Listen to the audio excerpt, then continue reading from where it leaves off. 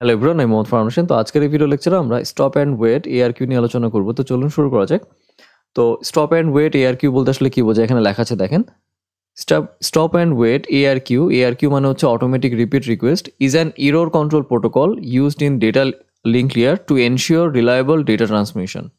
তো এটা আসলে একটা এরর কন্ট্রোল প্রোটোকল যেটা মূলত ইউজ করা হচ্ছে আপনার ডেটা লিঙ্ক লেয়ারে কি এনশিওর করে, একটা রিলায়েবল ডেটা ট্রান্সমিশন এনশিওর করে। হ্যাঁ, it works by sending one frame at a time and waiting for acknowledgement before sending the next frame.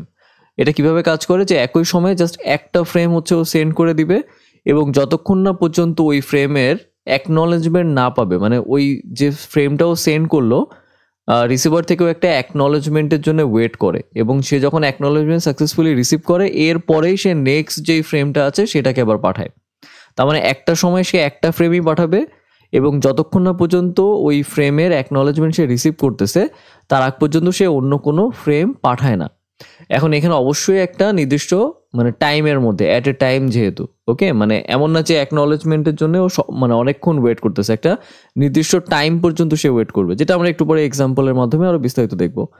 If no acknowledgement receive the sender transmits the frame. যদি সে কোনো acknowledgement receive না করে তাহলে sender কি করে, আবার ওই ফ্রেমটাকে ট্রান্সমিট করে। হ্যাঁ, নিচে এটা কিভাবে কাজ করে এই স্টপ অ্যান্ড ওয়েট এআরকিউ সেটা ডিটেলসে লেখা আছে, বাট এখানে যাওয়ার আগে আমরা আগে ফুল বিষয়টা, এখানে যে সংজ্ঞাটা পড়লাম এইটা আবার একটু বোঝার চেষ্টা করি। যে ধরেন আমাদের কাছে সেন্ডার আছে, রিসিভার আছে, হ্যাঁ, এবং আমাদের কাছে অনেকগুলো ফ্রেম আছে। ধরেন আমি যদি এখানে একটু ফ্রেম ড্র করি, ধরেন আমার কাছে 3টা ফ্রেম আছে। এখন আমি এই 3টা ফ্রেম সেন্ডার থেকে রিসিভারে সেন্ড করব।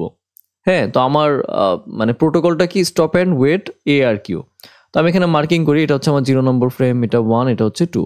হ্যাঁ, এখন আমি একসঙ্গে এই 3টা ফ্রেমকে সেন্ডার সাইড থেকে পাঠাতে পারবো না, যেহেতু আমার এই প্রোটোকল কি বলতেছে যে আমি এক সময় একটা ফ্রেমই কিন্তু পাঠাতে পারবো, যেখানে লেখা আছে হ্যাঁ 1 frame at a time sending। Okay, so আমি সিকোয়েন্স অনুযায়ী প্রথমে যদি আমি 0 নম্বর ফ্রেমটাকে যদি পাঠাই সেন্ডার থেকে রিসিভারের কাছে, তাহলে ধরেন সেন্ডার থেকে আমি রিসিভারের কাছে ফ্রেম 0 পাঠিয়ে দিলাম। সো রিসিভার এখানে রিসিভ করার পরে আগে চেক করবে যে আমি যে ফ্রেমটা ওকে পাঠাইলাম এই ফ্রেমটাতে কোনো ইরর আছে কিনা। হ্যাঁ, এই ফ্রেমটাতে কোনো ইরর আছে কিনা এটা চেক করবে। চেক করার পরে ও যদি সাকসেসফুলি এখানে রিসিভ করে, যদি ইরর টিরর কোনো কিছু না থাকে, তাহলে কি করবে, ও এখান থেকে একটা অ্যাকনলেজমেন্ট আমাকে পাঠাবে, মানে ব্যাক করবে, একটা অ্যাকনলেজমেন্ট রিপ্লাই দিবে আমাকে। তার মানে অ্যাকনলেজমেন্ট আমি পাবো কার থেকে, রিসিভারের থেকে। সেন্ডার যখন এই অ্যাকনলেজমেন্ট পেয়ে যাবে রিসিভার থেকে, এর পরে কি করবে, সে নেক্সট যেই ফ্রেমটা আছে F1 সেই ফ্রেমটা আবার সে পাঠিয়ে দিবে। সিমিলারলি এখান থেকেও সে একটা অ্যাকনলেজমেন্ট পাঠাবে রিসিভার। হ্যাঁ, এটাকে আমি ধরলাম অ্যাকনলেজমেন্ট 2। ওকে, এরপরে কি করবে, অ্যাকনলেজমেন্ট 2 পাওয়া হয়ে গেল, এরপরে হচ্ছে নেক্সট ফ্রেম, মানে কি ফ্রেম 2ও সিমিলারলি পাঠিয়ে দিবে। তো এখানে কি হচ্ছে যে সেন্ডার যখন একটা ফ্রেম রিসিভারকে পাঠাচ্ছে, রিসিভার ফ্রেমটাকে রিসিভ করার পর আগে দেখেছে সেই ফ্রেমে কোনো ইরর আছে কিনা। যদি কোনো ইরর না থাকে তাহলে কি করে, একটা অ্যাকনলেজমেন্ট সে রিপ্লাই দিয়ে দেয়। তো সেন্ডার কিন্তু এখানে কি করে, ওয়েট করে অ্যাকনলেজমেন্টের জন্য, যে আমি যে ফ্রেমটা পাঠাইলাম এই ফ্রেমটাকে রিসিভার ঠিকমতো রিসিভ করলো কিনা, এটা একটা অ্যাকনলেজমেন্ট সে ওয়েট করে। অ্যাকনলেজমেন্ট যখন সে রিসিভ করে এরপরে নেক্সট ফ্রেমটা আবার সে ট্রান্সমিট করে। এখন এই যে সেন্ডার যে একটা ফ্রেম পাঠাইলো রিসিভারকে এবং রিসিভার যে একটা অ্যাকনলেজমেন্ট পাঠাইলো সেন্ডারকে, তাই না, এটা কিন্তু অবশ্যই একটা নির্দিষ্ট টাইমের মধ্যে হয়ে থাকে। ওকে, অবশ্যই এখানে একটা নির্দিষ্ট টাইমের মধ্যে হয়ে থাকে। এই টাইমটা যদি এক্সিড করে তাহলে কি করবে, সেন্ডার এই ফ্রেমটা আবার পাঠাবে। এখন আমাদের আরও কিছু বেশ সিনারিও রয়েছে, যেমন কথার কথা যে সেন্ডার থেকে যখন ফ্রেমটা পাঠাইলো এই ফ্রেমটা যদি এখানে যদি ড্যামেজ হয়ে যায়, মানে রিসিভার সাইডে যদি কোনো এরর পায়, তাহলে কি হবে।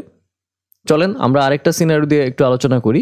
যে ধরেন এই সেন্ডার ফ্রেম 1টাকে আবার পাঠাইলো, এখানে আরেকটা সিনারিওর কথা বলতেছি। হ্যাঁ, যে ফ্রেম 1কে পাঠাইলো, রিসিভার এখানে এরর চেক করে দেখলো যে এই ফ্রেমে এরর আছে, তার মানে কি ফ্রেমটা এখন ড্যামেজ হয়ে গেল, ড্যামেজ ফ্রেম। তাহলে রিসিভার এখান থেকে কি করবে, একটা নেগেটিভ অ্যাকনলেজমেন্ট এখানে পাঠাই দিবে। হ্যাঁ, এটাকে কি পাঠাবে, নেগেটিভ অ্যাকনলেজমেন্ট। সো এই যে ড্যামেজ ফ্রেমটা, হ্যাঁ, এই যে ড্যামেজ ফ্রেমটা কি করলো, রিসিভার তো আসলে রিসিভ করতে পারলো না, তাই না, ফ্রেমের মধ্যে ইরর পাইলো। সো যেহেতু ইরর পাইছে, সো এখান থেকে একটা নেগেটিভ অ্যাকনলেজমেন্ট সে পাঠিয়ে দিল। এরপরে কি করবে, যে সেন্ডার আবার এই ফ্রেম 1টাকে আবার পাঠিয়ে দিবে, যেহেতু সে নেগেটিভ অ্যাকনলেজমেন্ট সেন্ড করছে। এরপরে রিসিভ করে যদি ফ্রেম অন আবার যদি রিসিভার রিসিভ করে এবং রিসিভ করে যদি দেখে ইরোর চেক করে দেখে যে না ফ্রেমটা ঠিক আছে, তাহলে কি করবে, সে একটা পজিটিভ অ্যাকনলেজমেন্ট পাঠিয়ে দিবে। ঠিক আছে, সো এটা কিন্তু একটা সিনারিও গেল। প্রথম আমরা যে সিনারিওটা দেখেছি এটা হচ্ছে সাকসেসফুল সিনারিও, যে এখানে একটা ফ্রেমকে পাঠানো হয়েছে রিসিভার থেকে, রিসিভার রিসিভ করছে এবং একটা অ্যাকনলেজমেন্ট পাঠিয়ে দিয়েছে, মানে পজিটিভ অ্যাকনলেজমেন্ট পাঠিয়ে দিয়েছে। বাট সেকেন্ড আমরা যে সিনারিও নিয়ে আলোচনা করলাম, এখানে কি হলো যে সেন্ডার থেকে একটা ফ্রেম সেন্ড হয়েছে এবং এখানে এরর চেক করতে গিয়ে দেখে যে এই ফ্রেমটাতে এরর আছে, এটা হচ্ছে ড্যামেজ। হ্যাঁ, এটা হচ্ছে ড্যামেজ ফ্রেম এবং সে এখান থেকে কি করলো, একটা নেগেটিভ অ্যাকনলেজমেন্ট পাঠাইলো। হ্যাঁ, যে তুমি যে ফ্রেমটা আমাকে পাঠাইছে ফ্রেমটা আসলে ড্যামেজ, এখানে এরর পাওয়া গেছে। এরপরে কি করলো সেন্ডার, আবার F1 মানে ফ্রেম যে মানে প্রথম যে ফ্রেমটা, আচ্ছা F1 না সরি, এটা F0ই কনসিডার করেন। হ্যাঁ, এরপরে কি করবে, আবার F0 ফ্রেমকে পাঠাবে এবং এখানেও কিন্তু অবশ্যই এই কাজটা হবে একটা নির্দিষ্ট টাইমের মধ্যে। ওকে, এই টাইমটা যদি এক্সিড হয়ে যায়, যেটাকে আমরা বলি হচ্ছে টাইম আউট, তাইলে কিন্তু হবে না। টাইম আউট হয়ে গেলে কিন্তু সেন্ডার আবার ওই ফ্রেমটাকে নতুন করে পাঠিয়ে দিবে। ওকে, তো চলেন আরেকটা সিনারিও দেখি। 3 নম্বর সিনারিওতে কি আছে, যে ধরেন সেন্ডার এই যে ফ্রেমটা পাঠাইলো এই F0 ফ্রেমই ধরেন, তো পাঠানোর পথে ধরেন ফ্রেমটা লস্ট হয়ে গেল, কোনো কারণে ফ্রেমটা লস্ট হয়ে গেল, ফ্রেমটা রিসিভার পর্যন্ত গেল না। ঠিক আছে, তাহলে কি হবে, সেন্ডার তো মনে করতেছে ওকে আমি তো ফ্রেমটা পাঠাই দিছি, রিসিভার তো এটা রিসিভ করবে, বাট মাঝখানে ধরেন ফ্রেমটা লস্ট হয়ে গেল। তাহলে কি নির্দিষ্ট যে টাইমটা ধরেন আমরা যেটাকে বলতেছি টি টাইম, হ্যাঁ, তো এই সার্টেন টাইম পর্যন্ত কি করবে, ওয়েট করবে, যে অ্যাকনলেজমেন্ট পাওয়ার জন্য ওয়েট করবে। যদি অ্যাকনলেজমেন্ট না পায় তাহলে কি করবে, এই সেন্ডার কি করবে, আবার F0কে পাঠিয়ে দিবে। ঠিক আছে, এই ক্ষেত্রে যদি রিসিভার রিসিভ করে, যদি কোনো লস্ট না হয়, রিসিভার রিসিভ করবে এবং যদি দেখে যে না এরর নাই কোনো ফাইলে, তাহলে কি করবে, একটা পজিটিভ অ্যাকনলেজমেন্ট সেন্ড করে দিবে। ওকে, ফোর্থ সিনারিও কি হতে পারে, যে ধরেন সেন্ডার F0 যে ফ্রেমটা আছে, মানে প্রথম যে ফ্রেমটা আছে এটাকে পাঠিয়ে দিল। হ্যাঁ, রিসিভারও রিসিভ করলো এবং চেক করলো কোনো এরর নাই। রিসিভার কি করলো, এখান থেকে একটা অ্যাকনলেজমেন্ট পাঠালো, কিন্তু অ্যাকনলেজমেন্টটা মাঝখানে গিয়েই ধরেন এটা লস্ট হয়ে গেল। মানে কি, সেন্ডার রিসিভ করে নাই অ্যাকনলেজমেন্ট।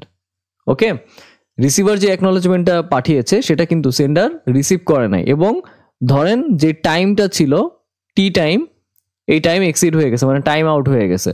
সো ও মানে কি করতেছে, সেন্ডার তো অ্যাকনলেজমেন্টের জন্য ওয়েট করতেছে তাই না, কিন্তু রিসিভার থেকে সে অ্যাকনলেজমেন্ট পাচ্ছে না, তার টাইমও ওয়েট হয়ে মানে টাইম ওভার হয়ে গেছে, টাইম আউট হয়ে গেছে। তাহলে কি হচ্ছে, ও আবার এই টাইমের পর থেকে আবার এই ফ্রেমটাকে আবার ট্রান্সফার করে দিবে, মানে সেন্ড করে দিবে। ওকে, সো এটাই হচ্ছে মূলত আপনার বিভিন্ন ধরনের সিনারিও আর কি, যে স্টপ অ্যান্ড ওয়েট ARQর যে সিনারিওগুলো আমি 4টা সিনারিও নিয়ে আলোচনা করেছি। তো আশা করি আপনারা সবাই বুঝেছেন। এরপরও পাশে এখানে লেখা আছে দেখেন যে হাউ ইট ওয়ার্কস। সো আমি যদি এটা নিয়ে আলোচনা করি, দেখেন আমি এখানে যা নিয়ে আলোচনা করেছি এখানে তাই বলা আছে, যে কি sender sends a frame to the receiver. হ্যাঁ, এখানে সেন্ডার একটা ফ্রেম রিসিভারকে পাঠাচ্ছে, receiver check the frame for error using a checksum. আচ্ছা, এই যে রিসিভার যেই এররটা চেক করে ফ্রেমের, এটা চেক করার হচ্ছে বেশ কয়েকটা ওয়ে আছে, চেকসাম আছে, CRC আছে, যেটা আমরা ফিউচারে যে আমাদের যে আপকামিং লেকচারগুলো আছে সেখানে আবার বিস্তারিত আলোচনা করব। তো এখানে কি আছে, যদি কোনো এরর না পাই, if no error the receiver sends an acknowledgement, যেটা আমরা এই যে প্রথম সিনারিতে দেখলাম, যে রিসিভার সাইড থেকে যদি কোনো এরর না পায় সে কি করবে, একটা অ্যাকনলেজমেন্ট সেন্ড করবে। হ্যাঁ, দেন কি বলছে, এই frame is corrupted or lost. হ্যাঁ, যদি ফ্রেম যদি লস্ট হয়ে যায়, the receiver does not send an acknowledgement. তাহলে কি রিসিভার যদি ফ্রেম যদি পথে লস্ট হয়ে যায়, তাহলে রিসিভার তো ফ্রেম তো রিসিভই করে নাই তাই না, তাহলে কি অ্যাকনলেজমেন্ট পাঠাবে, কোনো অ্যাকনলেজমেন্ট পাঠাবে না। ওকে, এরপর কি বলছে, sender waits for the acknowledgement. হ্যাঁ, সবসময় দেখেন প্রত্যেকটা সিনারিওতে কিন্তু সেন্ডার একটা নির্দিষ্ট টাইম পর্যন্ত ওয়েট করে acknowledgement. Okay, if acknowledgement is not received, যদি সেন্ডার অ্যাকনলেজমেন্ট রিসিভ না করে উইথ এ টাইম লিমিট, অবশ্যই একটা টাইম লিমিট থাকবে না, যে আমরা সব জায়গায় টাইম আউট নিয়ে আলোচনা করেছি, যে একটা নির্দিষ্ট টাইম লিমিটের মধ্যে যদি সেন্ডার অ্যাকনলেজমেন্ট রিসিভ না করে, তাহলে কি করে, সেন্ডার আবার রিট্রান্সমিট করে দ্য সেম ফ্রেম, ওই সেম ফ্রেমটাকে আবার সে রিট্রান্সমিট করে। The process repeats for every frame until all data is successfully transmitted. তার মানে কি, এই প্রসেসটা প্রত্যেকটা ফ্রেমের জন্য কিন্তু চলবে যতক্ষণ না পর্যন্ত ডেটাগুলো সাকসেসফুলি ট্রান্সমিট না হয়। ক্লিয়ার? সো আমাদের এখানে যে 3টা ফ্রেম আছে, হ্যাঁ 0, 1, 2, এই প্রত্যেকটা ফ্রেমই অবশ্যই এই সেম ওয়েতেই আগাবে।